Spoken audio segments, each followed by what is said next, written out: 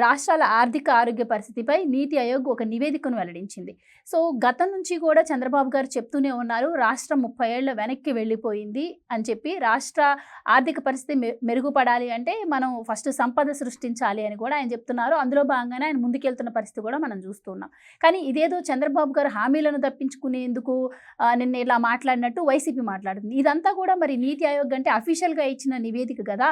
మరి దీనిపైన కూడా ఇలాంటి ప్రచారాలు వైసీపీ చేయడాన్ని ఎలా చూడొచ్చు? ప్రజలు దీన్ని ఎంత మేరకు నమ్మే అవకాశం ఉంది? అసలు ఫస్ట్ నీతి ఆయోగ్ ఇచ్చిన ఈ నివేదిక ఏదైతే ఉందో, అసలు నీతి ఆయోగ్ ఎందుకు ఇచ్చిందని కదా జగన్మోహన్ రెడ్డి ప్రశ్నించాలండి.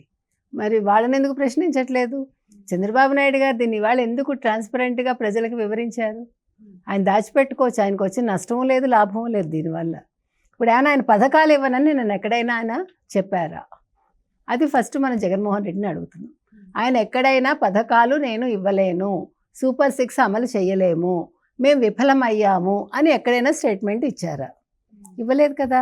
ఆయన ఏమన్నారు? నీతి ఆయోగ్ ఆరోగ్య నివేదిక ఏదైతే ఉందో ఇది వాళ్ళు ఎందుకు ఇస్తారు? రాష్ట్రాలు ఏ రకంగా ఉన్నాయి అంటే సూచికలు ఇవన్నీ. ఇవి ఎప్పటిది? ఇది నిన్న ఇవాళది కాదు. లేదు 2024 తెలుగుదేశం కూటమి వచ్చాక ఇవ్వలేదుగా. మొత్తం 18 రాష్ట్రాలు అందులో మెన్షన్ చేస్తే 2022-23 సంవత్సరానికి ఆర్థిక సంవత్సరానికి గాను ఏముంది అందులో ఏముంది? 17వ స్థానానికి ఆంధ్రప్రదేశ్ పడిపోయింది. గతంలో 5వ స్థానంలో ఉండేది. 2019 నుంచి 2024 వరకు ఎవరున్నారు? ఇది జగన్మోహన్ రెడ్డి చెప్పాలి. మరి 15% వృద్ధి శాతానికి తీసుకొస్తానని వాళ్ళు ఈయన హామీ ఇచ్చారు. ఎవరు? చంద్రబాబు నాయుడు గారు.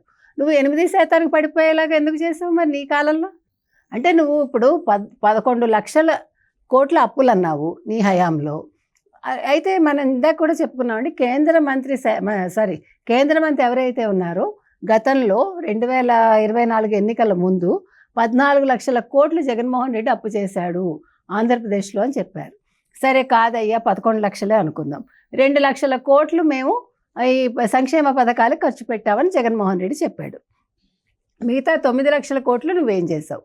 ఎందుకంటే ఇన్ఫ్రాస్ట్రక్చర్ చేయలేదు నీకు అసలు రాజధాని లేదు, నువ్వు పోలవరం కట్టలేదు, నువ్వు ఎక్కడా ఒక్క పరిశ్రమ తీసుకురాలేదు, ప్రతి ఒక్కటి తాకట్టు పెట్టావు. నిన్నను మీకు చంద్రబాబు నాయుడు గారు చెప్పారు, ఆఖరికి మండల కార్యాలయం కూడా తాకట్టు పెట్టేశారు వాళ్ళు. అంటే ఇంక ఇంతకంటే మీకు ప్రపంచంలో ఎక్కడైనా వింత ఉంటుందా? ఒక రాష్ట్ర ముఖ్యమంత్రి మంగళవారం బాండ్స్ తీసుకెళ్ళి ఆర్బీఐలో తాకట్టు పెట్టి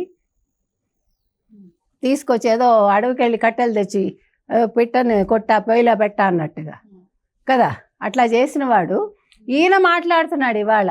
జగన్మోహన్ రెడ్డికి సంక్షేమ పథకాలు తప్ప ఇంకొకటి తెలియదు. సరేనయ్యా నువ్వు సంక్షేమ పథకాలు ఇచ్చావు, మరి నువ్వు 250 పెంచుకుంటూ ఎందుకు వెళ్ళావు? నువ్వు చంద్రబాబు నాయుడు లాగా ఒకేసారి 4,000 ఎందుకు ఇవ్వలే? నువ్వు వాళ్ళ పెన్షన్ ఎందుకు పెంచలేదు? నువ్వు ప్రతి నెల ఎందుకు పెన్షన్ సరిగా ఇవ్వలేకపోయావు? ప్రభుత్వ ఉద్యోగులకు ఎందుకు జీతాలు ఇవ్వలేకపోయావు? నువ్వంత చేతనైన వాడివైతే నువ్వెందుకు చేయలేదు? అప్పుడు నువ్వు ఇవాళ ఎందుకు మాట్లాడుతున్నావు? అసలు మీ సాక్షి ఎందుకు రాస్తోంది ఇవన్నీ? నేను అనేది ఏంటంటే ఇవాళ ఆయన సంక్షేమ పథకాలు ఏది ఇవ్వలేదో చెప్పమనండి. ఒక్కొక్కటి చేసుకుంటూ వస్తున్నారు, మనమే చూసాం. దీపం పథకం ఇచ్చారు, తర్వాత తల్లికి వందనం మే నుంచి అంటే నెక్స్ట్ అకాడమిక్ ఇయర్ నుంచి స్టార్ట్ చేస్తారు. పెన్షన్లు ఇచ్చారు, జీతాలు వస్తున్నాయి. మొన్న 6,700 కోట్లు వివిధ శాఖల్లో ఉండే బకాయిలు తీర్చారు, బిల్లులకి ఇచ్చారు. తర్వాత స్కూల్స్కి సంబంధించి కూడా బకాయిలు ఏముంటే అవి తీర్చారు. ఇట్లా ఒక్కొక్క శాఖలో వాళ్ళు చేసుకుంటూ, ఇవన్నీ ఎవరు చేసినవి? వైసీపీ హయాంలో చేసిన అప్పులు ఇవన్నీ. ఇవి మాట్లాడండి మరి, ఇవి కూడా చూపించి ఇదిగో ఇవి చేసింది తెలుగుదేశం కూటమి, ఇప్పుడు సంక్షేమ పథకాలు ఇవ్వలేకపోతుందని చెప్పమానండి దమ్ముంటే. ఇవి మా హయాంలో చేసిన అప్పులు, వీటిని తెలుగుదేశం కూటమి తీర్చింది, ఇప్పుడు అందుకని సంక్షేమ పథకాలు ఇవ్వట్లేదని సాక్షిని దమ్ముంటే రాయమనండి. ఇప్పుడు ఆయన ఇవ్వనని చెప్పాడు. ఆయన జీడిపి అంటే వృద్ధి రేట్ అనేది 15% తీసుకొస్తానన్నాడు తప్ప అది వృద్ధి రేటు 15% వచ్చాక సంక్షేమ పథకాలు ఇస్తానని ఎక్కడా చెప్పలేదు ఆయన. అది వాళ్ళకి అర్థం కాలేదు. మరి ఆ వార్త రాసిన వాడెవడో, అది విన్నవాడెవడో మనకైతే తెలియదు. ఇప్పుడు సంక్షేమ పథకాలు ఒక్కొక్కటే అమలవుతాయండి. రైతులకు కూడా ఇస్తారు. వాళ్ళు రైతు భరోసా లాస్ట్ టైం ఇచ్చినప్పుడు కేంద్రం ఇచ్చిన దాంట్లోంచి వాళ్ళు కేంద్రంది కాకుండా వీళ్ళు ఎంత ఇచ్చారో చెప్పమనండి. కాబట్టి ఇవాళ సాక్షి రాతలు మీరు ఒక దాన్ని ఏమనాలి, వాళ్ళ మేనిఫెస్టో లాగా అదేదో చాలా గొప్ప విషయం అని మనం తీసుకుని దాని మీద యాక్చువల్గా వివరణ ఇవ్వాల్సిన పని లేదు. కానీ ఎందుకు ఇస్తున్నామంటే ప్రజలు వీటిని నమ్మరు, మనకు తెలుసు, కానీ ప్రజలకు అర్థం అవ్వాలి. సంక్షేమ పథకాలు చంద్రబాబు నాయుడు గారు అమలు చేస్తున్నారు, చేస్తారు అనేది వాళ్ళకి చెప్పటం కోసం మనం ఈ మాట చెప్తున్నాం. ఆ సంక్షేమ పథకాలకి వృద్ధి రేటుకి సంబంధం లేదు. సంక్షేమ పథకాలకి ఆయన తీరుస్తున్న ఈ బకాయిలకి సంబంధం లేదు. అదేవిధంగా సంపద సృష్టికి, అభివృద్ధికి, సంక్షేమ పథకాలకి సంబంధం లేదు.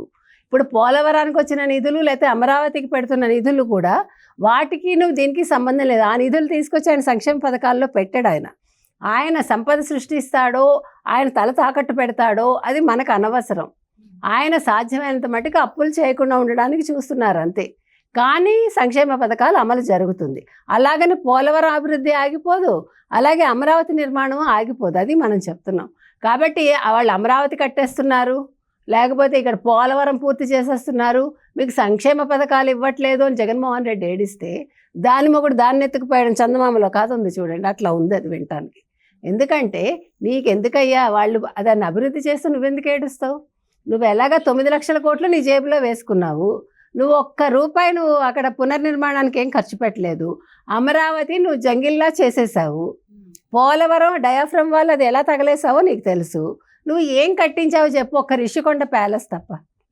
ఇవాళ అంబటి రాంబాబు అంటాడు రిషికొండలో మేము బ్రహ్మాండమైన భవనాలు కడితే దాన్ని ఎలా ఉపయోగించుకోవాలో లోకేష్కి తెలియట్లేదు. అంటే 13 లక్షలు పెట్టి ఒక కమోడు కడితే దాన్ని ఎలా ఉపయోగించుకోవాలో లోకేష్కి ఎలా తెలుస్తుంది? జగన్మోహన్ రెడ్డికే తెలుస్తుంది. ఎందుకంటే అక్కడ కిటికీలో సీనరీ చూస్తూ అక్కడ కమోడు కట్టించుకున్నాడు కదా, సీనరీ కనిపించాలి, సముద్రం కనిపించాలి అది. కాబట్టి మీకే తెలుస్తుంది అది. ఎందుకంటే ప్రజల గురించి ఆలోచించేవాడికి అవి అర్థం కావు. మీరు ప్రజల గురించి ఆలోచించకుండా విలాసాల గురించి ఆలోచిస్తారు కాబట్టి మీకు బాగా అర్థమవుతుంది. కాబట్టి ఇవాళ వీళ్ళు చెప్తున్న ఈ మాటలన్నీ కూడా మనం చెప్పినట్టుగా ఇంకొకటండి, ఇప్పుడు ఏదైతే ఈ సంక్షేమ పథకాలు అమలు గురించి కావచ్చు, లేదు వృద్ధి రేటు గురించి కావచ్చు, నీతి ఆయోగ్ ఈ ఆరోగ్య నివేదిక గురించి కావచ్చు, ఇవన్నీ ప్రజల్లోకి వెళ్ళాలండి. మనం ఇంతకుముందు కూడా చెప్పుకున్నాము. వాటి బాధ్యత మాత్రం నాట్ ఓన్లీ తెలుగుదేశం జనసేన అండి, బీజేపీ మీద కూడా ఖచ్చితంగా ఉంది. బీజేపీ వాళ్ళు ఖచ్చితంగా వాళ్ళు కూడా ప్రజల్లోకి వెళ్ళి చెప్పాలి, ఇది జగన్మోహన్ రెడ్డి చేసిన తప్పిదాలు ఇవి, మేము జగన్మోహన్ రెడ్డితో ఉన్నాము తెలియక, కాబట్టి ఇప్పుడు మేము కూటమిలో ఉన్నాము, ఇవన్నీ కూడా అమలు అవుతాయి, మీ సంక్షేమ పథకాలు మీకు ఇస్తారు, కూటమి ప్రభుత్వం ఇస్తుంది, చంద్రబాబు నాయుడు కృషి చేస్తున్నారని చెప్పాల్సిన బాధ్యత ప్రభుత్వం అంటే బీజేపీ మీద కూడా ఉంది. Thank you so much madam.